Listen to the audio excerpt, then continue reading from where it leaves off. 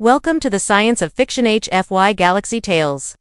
Don't forget to like, subscribe, and tap the notification bell so you never miss a new story from HFY Galaxy Tales. Where humanity always finds a way, the forbidden patient the tent smelled, of blood, smoke, and burnt metal. Human medic Daniel moved quickly between patients, hands red, clothes dirty, sweat dripping from his brow. The war zone was loud outside, but inside the tent, only pain spoke louder than the silence. He had just finished stitching up a soldier's leg when the tent flap was pulled open. Two alien guards stormed in, dragging a body between them. Their black armor was scratched, their eyes glowing with fear and urgency. Daniel looked up and froze. The alien girl was young. Her golden skin was pale with blood loss. Her long silver hair was tangled. A deep wound bled near her ribs. But what shocked Daniel the most was the symbol on her chest plate that belonged to the royal house of the alien king. "You have to save her." One guard growled, voice sharp and angry. "This is Princess Celery." Daniel blinked. The princess, the daughter of the enemy king. She was the one who had spoken against the war. Rumors said she had vanished weeks ago, and now she was bleeding in front of him. "If she dies," the second guard warned, pointing his weapon at Daniel, "you die too." Daniel nodded slowly. He was just a medic, not a soldier, not a spy. But his training told him one thing: if someone is bleeding, you save them, no matter the flag on their chest. He grabbed his tools and knelt beside the princess. Her eyes opened weakly. They were a deep violet, like stars. She looked at him with confusion and disgust. "You're human," she whispered. "Yes," Daniel replied, placing his hands on her wound. "And you're very lucky. Another minute and you would have died." She tried to pull away, but she was too weak. Daniel worked fast. The alien anatomy was different, but he had studied enough to understand the basics. Her blood was thick, glowing faintly blue. He had to clamp the artery quickly. The guards hovered nearby, watching every move. Daniel could feel their hatred. He was the enemy to them, just like their princess was the enemy to his people. But for the next hour, none of that mattered. When he was done, the bleeding had stopped. The princess was breathing better. Daniel cleaned the wound and covered her with a clean blanket. Her eyes blinked slowly, watching him. "Why did you help me?" she asked. "Because you were dying," Daniel said simply. "No one in your army would have saved me." "Then I guess they aren't medics." Celery stared at the ceiling, her face hard. But a tear rolled down the side of her cheek. Daniel noticed it, but said nothing. She was still a princess, proud and strong. She wouldn't want pity. "Don't tell them I cried," she whispered. "I won't," Daniel said. "But I will tell them you lived." Suddenly, the tent shook. Bombs exploded nearby. The guards shouted orders. One of them grabbed a communicator. Anne said, "She's stable. We're taking her back." Daniel stood, tired but relieved. But as they lifted the princess onto a stretcher, she reached out and grabbed his hand. "Come with me," she said quietly. Daniel blinked. "What?" "I want you near. I trust you now." The guards frowned, but they didn't argue. Orders from royalty were not to be questioned. One of them handed Daniel a translator chip and motioned for him to follow. Confused and curious, he stepped outside with them. Outside the tent, an alien ship waited, black, sleek, and dangerous. A ramp opened. Daniel took one last look at the human camp. Then he stepped onto the ramp. He didn't know what was waiting on the other side. But something inside him said this wasn't just about saving a life, it was the beginning of something bigger. Secrets behind the walls. Daniel sat quietly in the corner of the alien medical chamber. The walls were silver and curved, pulsing softly with a low light. Strange machines hummed around him. He had never seen technology like this. He didn't understand most of it. But one thing was clear: the alien princess was healing fast. Princess Celery lay on a smooth, floating bed. Thin wires connected to her skin. Her eyes were closed, her breathing slow but steady. Alien medics had tried to push Daniel away, but she had ordered him to stay. She had called him her trusted medic. No one questioned her after that. When she finally woke, 3 cycles later, the first words from her mouth were soft but sharp. "Why are you still here, human?" Daniel smiled. "Because you asked me to come with you." Celery blinked at the ceiling. For a moment, she said nothing. Then she slowly turned her head to face him.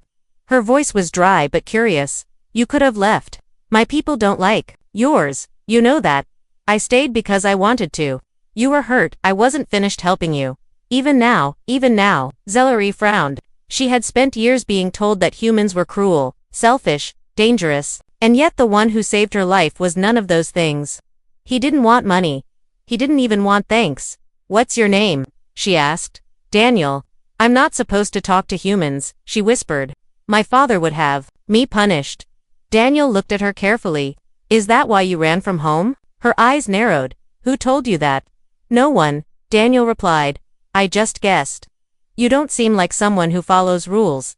Zellari laughed, but it sounded more like a bitter sigh. "You're not wrong. I was tired of being a puppet. My father wanted to use me as a symbol. I just wanted peace." "Then maybe we're not that different," Daniel said. They stared at each other. For the first time, she didn't look at him with hate or fear. Something had shifted. Trust was forming, slow but real. For the next few days, Zellari and Daniel spoke often, in secret, always behind closed doors. They talked about their worlds, their dreams, their fears. She taught him a few alien words. He told her about Earth, trees, rain, and chocolate, but not everyone liked it. One night, while Daniel was cleaning a small cut on Zellari's arm, a shadow appeared at the door. A tall alien commander stepped inside, eyes full of suspicion. He spoke sharply in his language. Zellari responded quickly, her tone strong. Daniel couldn't understand, but he felt the tension. After the commander left, Zellari looked pale. "He heard us talking. He will tell my father." "What will your father do?" "He'll see you as a threat. He doesn't trust humans." "I'm not here to hurt anyone." "I know," she said. "But that doesn't matter to him." Daniel stood up. "Then I should leave." "No," Zellari said quickly. "I don't want you to go." "Why?" "Because you're the only one who listens. You don't lie. You don't pretend. You treat me like a person, not a tool."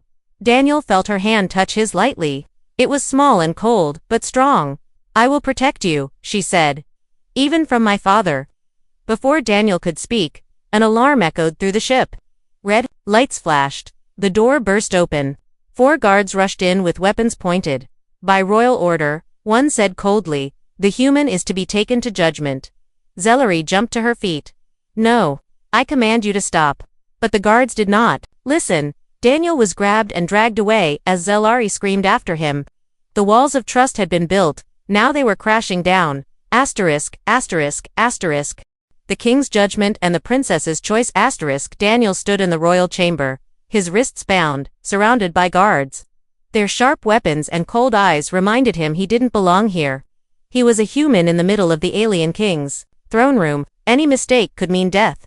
The throne itself was massive black stone with glowing red lines. On it sat the alien king, tall and cruel, with silver horns and a gaze that burned through armor.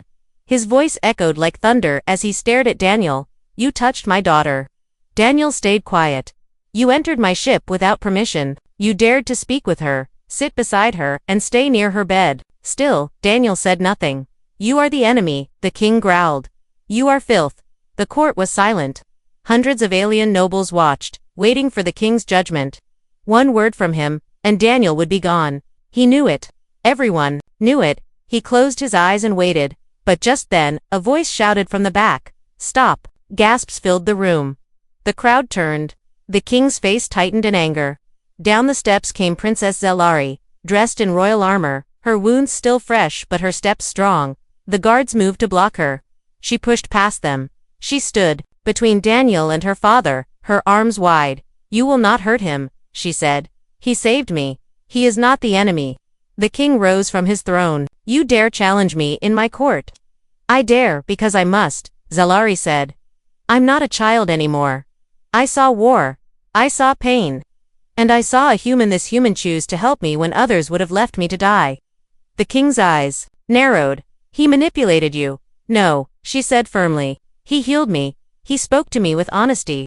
He treated me like I mattered." Murmurs filled the court. Some aliens looked confused, others angry, but a few looked thoughtful. The king took a step forward. "You speak like a traitor." "Then maybe it's time you listened to a traitor," Zellari replied, "because this war is destroying us. And if you kill the one person who showed mercy, then you are no king, only a monster." The court fell into shocked silence. Daniel looked at her, stunned. He hadn't expected this. He thought she might cry, or beg, or stay silent. But instead, she stood before a world of power and chose him. The king clenched his fists. Then, slowly, he sat back on his throne. You claim this human is worthy. I do, Zelari said. And as royal blood, I demand my right to reward the one who saved me. The king said nothing. Then, with a small nod, he raised a hand. Very well, speak your reward. Zelari turned to Daniel.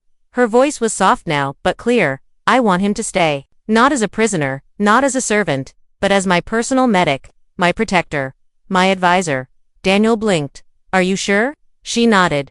You said you wanted peace. So do I. Maybe it starts with trust. Maybe it starts with us. Daniel looked around the court. The guards lowered their weapons. The nobles stared in disbelief, and the king looked tired, angry, but tired. He waved his hand. So be it. Daniel was unbound. He stood up slowly. Zelari smiled at him not as a princess, but as someone who had made her choice. The human medic had walked into a war. He had treated the enemy's daughter, and in return, he was given more than a reward. He was given a place in history, and maybe, the start of peace.